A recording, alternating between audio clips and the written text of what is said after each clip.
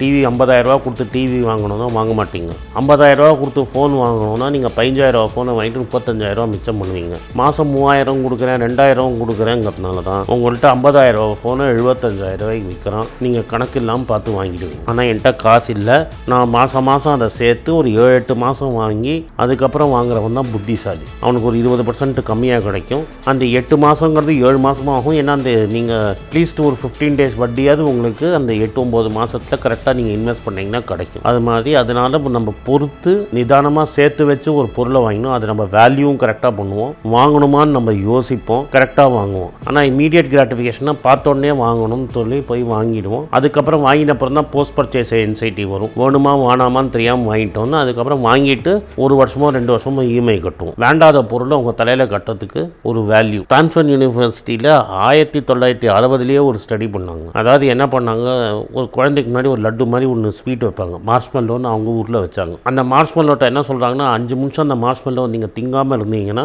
உனக்கு 2 மார்ஷ்மெல்லோவாக தரேம்பாங்க. ஸோ சில குழந்தைங்க அதை எடுத்து உடனே தின்னுடும், சில குழந்தைங்க 5 நிமிஷம் வெயிட் பண்ணி 2 மார்ஷ்மெல்லோ வாங்கி திங்கும். இது மாதிரி குழந்தைங்கள ஒரு 25 வருஷம் அவங்க ஃபாலோ பண்ணாங்க, லைஃப்பில் யார் சக்ஸஸ்ஃபுல்லாக இருக்காங்கன்னு. அப்படி பார்த்தாங்கன்னா என்ன டெமான்ஸ்ட்ரேட் பண்ணாங்க, யாருன்னா எந்த குழந்தைங்கன்னா ஒரு மார்ஷ்மெல்லோவை உடனே வாயில் போட்டு திங்காமல் வெயிட் பண்ணி 2 மார்ஷ்மெல்லோ வச்சுட்டுதோ அந்த குழந்தைங்க லைஃப்பில் நல்லா படித்தாங்க, நல்ல மார்க் வாங்கினாங்க, நல்ல வேலைக்கு போனாங்க, லைஃப்பில் ஜென்ரலாக மோர் சக்ஸஸ்ஃபுல்லாக இருந்தாங்க. வாழ்க்கையில் 30 வருஷத்தில் ரொம்ப 3 வயசில் பார்த்தவங்க 40 வயசில் மோர் சக்ஸஸ்ஃபுல்லாக இருந்தாங்க. டிவி 50,000 ரூபா கொடுத்து டிவி வாங்கணும்னா வாங்க மாட்டீங்க. 50,000 ரூபா கொடுத்து ஃபோன் வாங்கணும்னா நீங்கள் 15,000 ரூபா ஃபோனை வாங்கிட்டு 35,000 ரூபா மிச்சம் பண்ணுவீங்க. மாதம் 3,000 கொடுக்குறேன் 2,000 கொடுக்குறேங்கிறதுனால தான் உங்கள்கிட்ட 50,000 ரூபா ஃபோனை 75,000 ரூபாய்க்கு விற்கிறான். நீங்கள் கணக்கு இல்லாமல் பார்த்து வாங்கிடுவீங்க. ஆனால் என்கிட்ட காசு இல்லை, நான் மாதம் அதை சேர்த்து ஒரு 7-8 மாதம் வாங்கி அதுக்கப்புறம் வாங்குறவன் தான் புத்திசாலி. அவனுக்கு ஒரு 20% கம்மியாக கிடைக்கும். அந்த 8 மாதங்கிறது 7 மாதமாகும். ஏன்னா அந்த நீங்கள் அட்லீஸ்ட் ஒரு 15 days வட்டியாவது உங்களுக்கு அந்த 8-9 மாதத்தில் கரெக்டாக நீங்கள் இன்வெஸ்ட் பண்ணிங்கன்னா கிடைக்கும். அது மாதிரி அதனால் நம்ம பொறுத்து